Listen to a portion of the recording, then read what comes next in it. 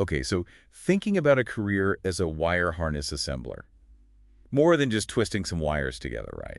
It is really interesting how this field needs both technical skills and being super meticulous. Like they're building the nervous system of a machine, Yeah, right? you're not just putting pieces together. You got to make sure everything works perfectly. Like a surgeon, but for electronics. Exactly. The RoleCatcher guide mentions all these tools like cable ties, conduit, sleeves, dot crimping.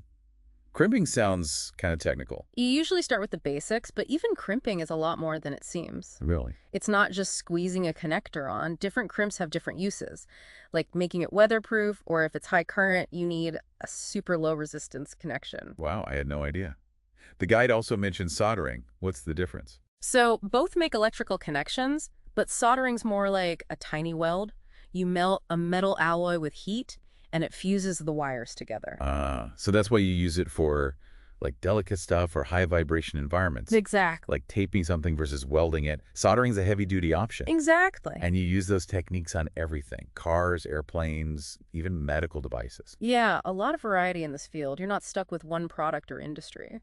Speaking of variety, Rollcatcher's Guide talks about how the career path is set up with clear stages. Yeah, they break it down by experience, entry-level, junior, and senior assembler, and each one comes with more responsibility and more complex work. Okay, so you could start with basic harnesses and Yeah. work your way up to like running the assembly process for a whole product line. Right, and those skills you learn, attention to detail, problem solving, hand-eye coordination, those are good for other fields too. Like a secret weapon for your resume.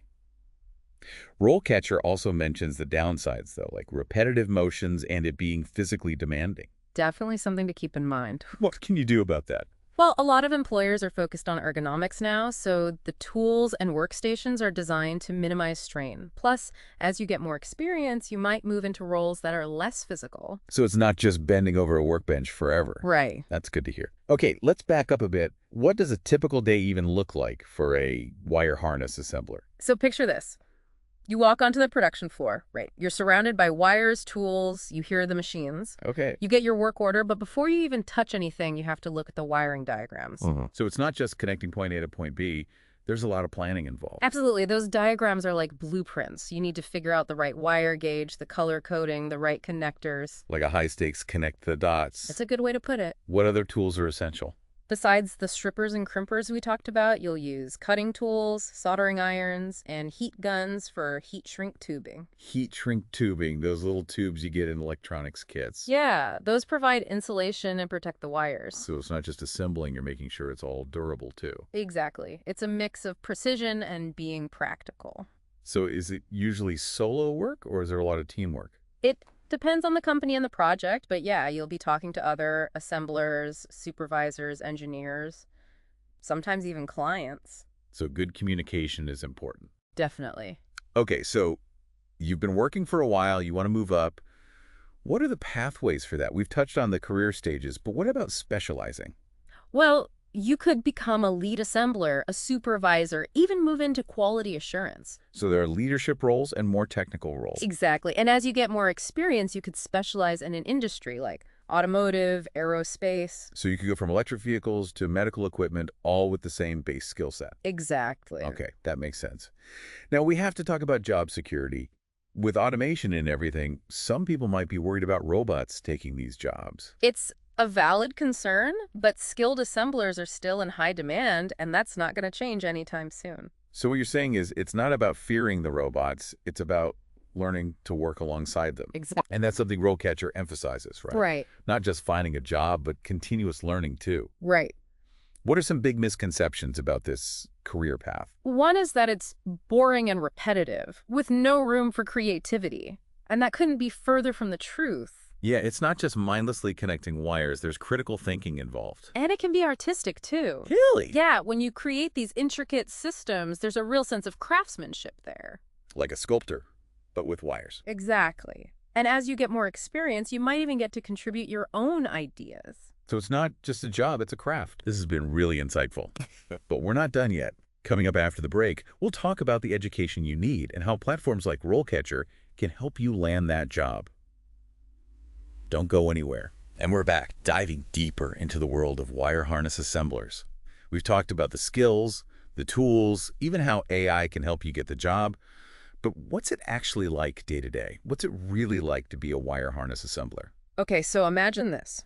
You clock in, you walk onto the production floor, you smell solder, hear the machines. Okay. You got your work order, but before you even touch a wire, you're looking at these really detailed wiring diagrams. So it's not just connecting point A to point B. There's a lot of planning involved. Exactly. Those diagrams are like blueprints, and you need to figure out what gauge wire to use, the right color coding, the right connector. It's like a high-stakes game of connect the dots, but with, like, actual consequences. Right. What other tools do you use all the time? So besides the strippers and crimpers, you'll use cutting tools, soldering irons, heat guns for heat shrink tubing. Heat shrink tubing. Those little tubes that come in those electronics repair kits? Yeah, those. They insulate and protect the wires. So you're not just assembling, you're also making sure it's all durable. Exactly. It's about precision, but it's got to be practical too. So is it usually solo work, or are you working on a team? It really depends on the company and the specific project. You'll be talking to other assemblers, sharing tips, and you work together a lot on the bigger, more complex harnesses. So you're not just, like, off in your own world. Definitely not. Plus, you're talking to supervisors, engineers, even clients sometimes. So yeah, being able to communicate well is really important. Exactly. Okay, so let's say you've been doing this a while, you want to move up. What does that look like? We talked about those career stages, but what about specializing? Well, you could become a lead assembler, a supervisor. You could move into quality assurance. So there's room to move up to leadership roles or more technical roles. Right, and as you get more experience, you could specialize in a specific industry like automotive, aerospace. So you could go from putting together wiring for electric vehicles to working on, like, medical equipment, all with the same basic skills. Exactly. That makes sense. Okay, we can't talk about career prospects without talking about job security. With automation and AI, are robots going to take these jobs? It's a valid question, but skilled assemblers are still in high demand. That's not going to change anytime soon. So what you're saying is it's not about being scared of the robots. It's about learning how to work with them. Exactly. And RoleCatcher really stresses that, right? It's not just about finding a job.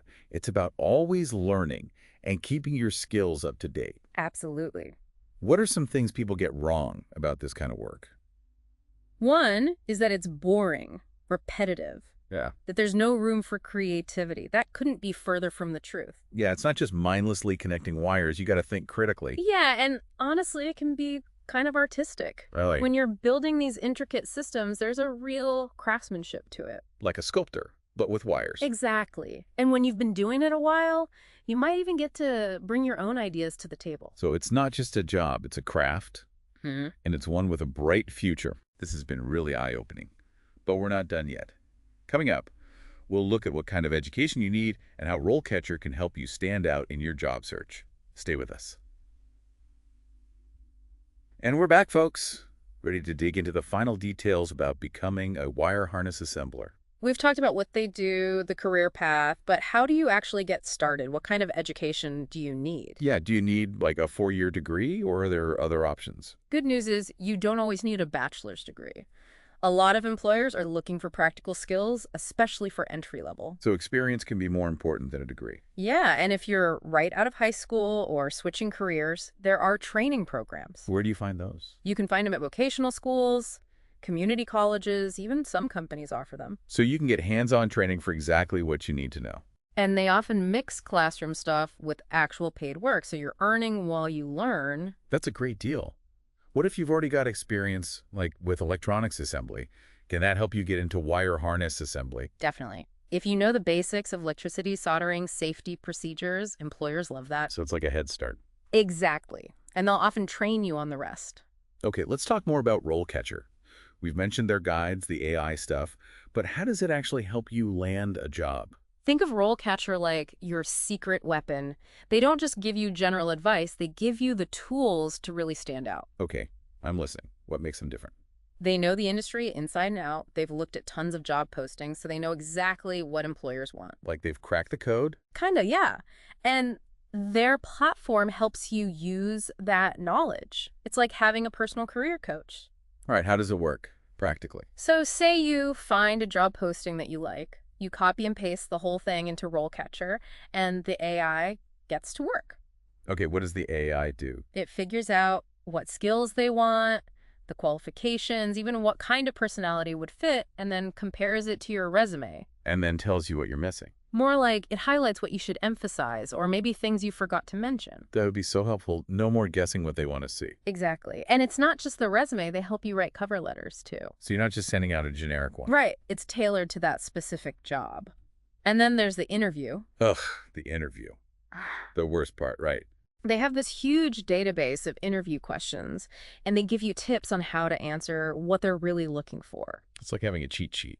Kind of. They also do AI mock interviews. Wait, what? With like a robot interviewer? It's not that scary. You pick from common questions, and the AI asks them, gives you feedback in real time. Wow. So you can practice without the pressure. Exactly. The AI can point out if you're rambling or not giving enough detail. That's actually really helpful. And it's not just for this field. They have it for all kinds of jobs. This is amazing.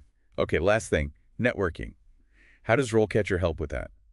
So they have this tool where you put in your contacts, track who you've talked to, set reminders to follow up. Like a CRM, but for your professional life. Exactly. And get this, it can show you if any of your connections know someone at a company you're interested in. No way. That's incredible. It's a game changer for networking, and RoleCatcher has a free version to try it out.